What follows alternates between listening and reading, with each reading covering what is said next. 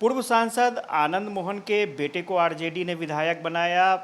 उनकी पत्नी को आरजेडी की तरफ से टिकट मिला, वो चुनाव लड़ी। लेकिन जब पूर्वजों के प्रतिमा का अनावरण हुआ तो उसमें उन्होंने मुख्यमंत्री नीतीश कुमार को निमंत्रण दिया। हमारे साथ आरजेडी के प्रधान महासचिव हैं, उनसे जान लेते हैं।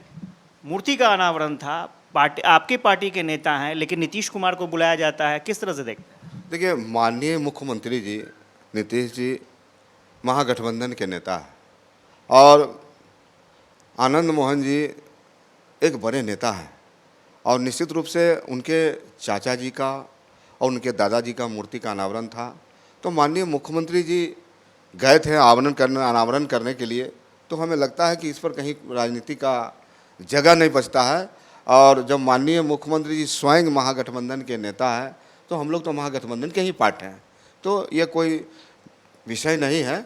और पूरी तरह से महागठबंधन एकजुट है माननीय नीतीश कुमार जी और माननीय श्री तेजस्वी प्रसाद यादव जी के नेतृत्व में। बीजेपी सवाल उठा रही है कि वहां आरजेडी के नेता कोई मौजूद नहीं थे, नीतीश कुमार को बुलाना पड़ा, सहज स्थिति नहीं दिख रही है। देखिए, भारतीय जनता पार्टी के पास अब कोई मुद्दा नहीं है। आज देश बिहार जिस मुद्दे पर आगे बढ़ रहा है, माननीय तेजस्वी प्रसाद यादव जी ने जो रोजगार की बात की, जो बिहार की जनता से संकल्प लिया, आज लाखों लोगों की नियुक्तियां हो रही हैं। तो भारतीय जनता पार्टी के नेताओं को शर्म आनी चाहिए कि पिछले 10 वर्षों में बिहार के नौजवानों को, किसानों को, युवाओं को ठगने का काम किए हैं और इनका हिसाब 2024 में देना होगा। एक चर्चा ये भी हो रही है कि क्या वाकई लालू प्रसाद जी को निमंत्रण नहीं दिया गया, क्या आरजेडी के किसी नेता को निमंत्रण नहीं दिया गया? देखिए, चेतन आनंद जी माननीय बिहार विधानसभा के सदस्य हैं, राष्ट्रीय जनता दल के माननीय विधायक हैं। तो हम लोग तो एक महागठबंधन के पार्ट हैं और माननीय मुख्यमंत्री जी जब स्वयं ही गए तो महागठबंधन के नेता हैं वो। हमें लगता है इस पर कोई विवाद की जरूरत नहीं है।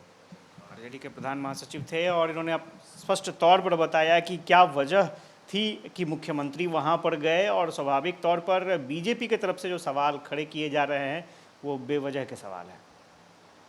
कैमरा पर्सन राजू के साथ आशुतोष चंद्र, कशिश न्यूज़, पटना।